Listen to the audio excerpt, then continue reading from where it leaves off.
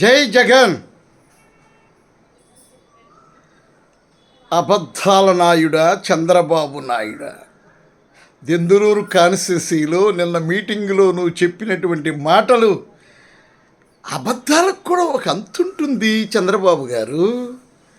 నీవు అసలు జరగనివి, జరిపించలేనివి ఎన్ని అబద్ధాలు చెబుతుంటావు. ఈ వయసుకు వచ్చాక కూడా ఒక పదవి కోసం, నమస్కారాల కోసం, ఒక కుర్చీ కోసం నీవు చేసేటువంటి అబద్ధాలు. గాడిద తన్నులు తన్నేటువంటి వాడు గాడితో తన్నించుకుంటాడు, గాడిదలను తంతుంటాడు. అటువంటి వాడు చింతమనేని ప్రభాకర్ కోసం వచ్చి మీరు ఆడినటువంటి అబద్ధాలు, పోలవరం కాల్వ నువ్వు తవ్వావా? ఇక జగన్మోహన్ రెడ్డి గారు చేసింది ఏమీ లేదంటావు. ఇంతమంది ప్రజలు ఎన్నో సంక్షేమ పథకాలు తీసుకొని జై జగన్ అని కొడుతుంటే నువ్వు చెప్పే అబద్ధాలకి అంతులేదు. 45 సంవత్సరాలు ఏం పీకావు?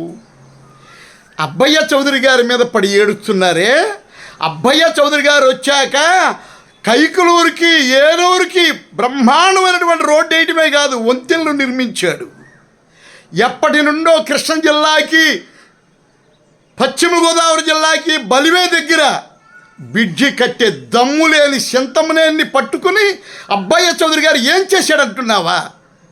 చేయటంలో అబ్బయ్య చౌదరి గారు లండన్ బాబే కాదు, ఈ దెందులూరు నియోజకవర్గ బాబు అబ్బయ్య చౌదరి.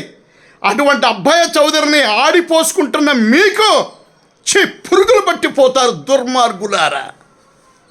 అబ్బయ్య చౌదరి 3,700 కోట్ల రూపాయలతో దెందులూరు కాన్స్టిట్యున్సీని అభివృద్ధి పదంలో నడిపినటువంటి వాడు, జగన్మోహన్ రెడ్డి గారి సహాయంతో చేసినటువంటి వాడు అబ్బయ్య చౌదరి గారు. నువ్వు వచ్చావే, గెలిపించు చింతమనేని. ఎస్సీలను, ఎస్టీలను, బీసీలను, మైనారిటీలను ఎన్నో రకాలుగా మా అందరి మీద కేసులు పెట్టినటువంటి దుర్మార్గుడిని అంటే వెనకేసుకొచ్చి ఏదో పెట్టాడంట, అందరూ అంట గెలిపిస్తామన్నారంట.